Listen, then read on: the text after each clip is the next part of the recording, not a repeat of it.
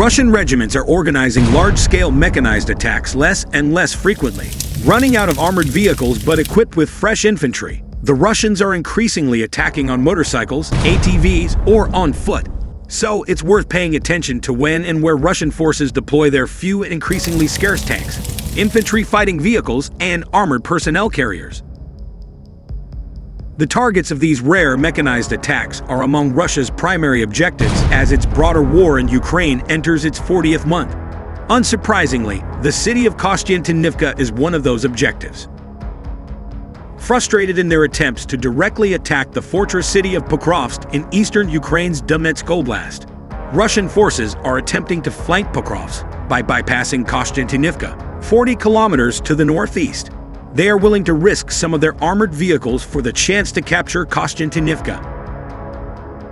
On Wednesday, a sizable Russian force, consisting of about a dozen armored BMPs and other vehicles, split into two sections and moved northeast from Novolanevka toward the village of Yablonevka. They didn't get very far.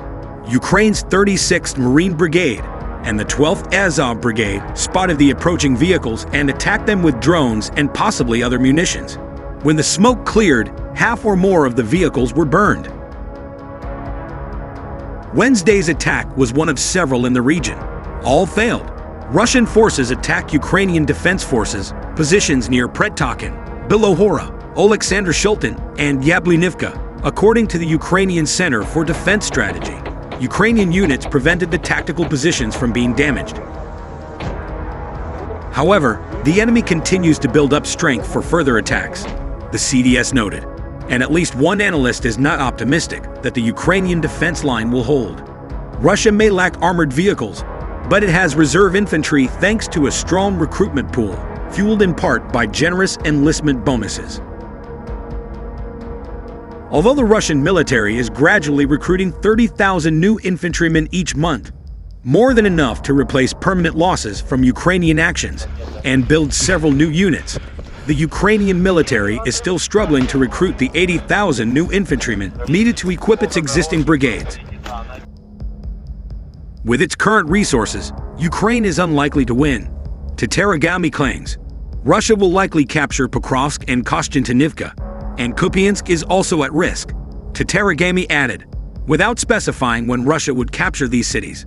However, a Russian advance through and around Pokrovsk does not necessarily signal a crushing defeat for Ukraine or a decisive victory for Russia. The most optimistic outcome anticipated here is one in which both sides lose.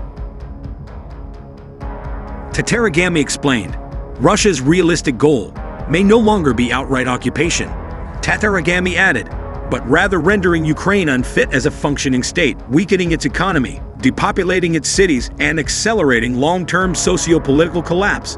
However, the Russian state itself is in economic and demographic decline, Tataragami pointed out. In 40 months, more than 1 million Russians have been killed or wounded. The war budget now accounts for 40% of the Kremlin's budget. Even a successful outcome in Ukraine could leave Russia so depleted that it enters a period of internal instability and its own geopolitical marginalization. If Ukraine successfully repels the Russian advance, why wouldn't that be a victory? Would it be a victory? Because, as mentioned, winning a war isn't just about defending territory, but also about what's left afterward. 500,000 Ukrainians have been killed or wounded. Entire cities have been destroyed. A country with its infrastructure destroyed, its territory lost, millions of its citizens displaced, and its population aging dramatically, with a GDP per capita twice that of Mexico, cannot claim strategic victory. It's better for Ukrainian forces to repel a Russian mechanized attack than not to repel a Russian mechanized attack. However, that's only a fleeting moment of good news in a war that's been disastrous for both sides. If you think this will end happily, Tataragami concludes, you haven't been paying attention. Russia's consumption of its pre-war Soviet-era tank stockpile appears to be slowing. According to the Institute for the Study of War, as Moscow increasingly uses motorcycles and all-terrain vehicles on the battlefield in Ukraine, ISDUV cited a social media source analyzing satellite imagery of Russian military depots. This source assessed that, as of a recent but unspecified date, Russia maintained 46% of its pre-war tank reserve, 42% of its infantry fighting vehicle reserve, and 48% of its armored personnel carrier reserve. The data reflects only a modest decrease from December 2024, when the same source assessed Russia as having 47% of its tanks, 52% of its IFVs, and 45% of its APCs still in storage. The adjusted figures come from an update made on June 15, when the source revised its original pre-war equipment estimate by adding 241 tanks, 174 IFVs, and 687 APCs, affecting the corresponding percentage shift.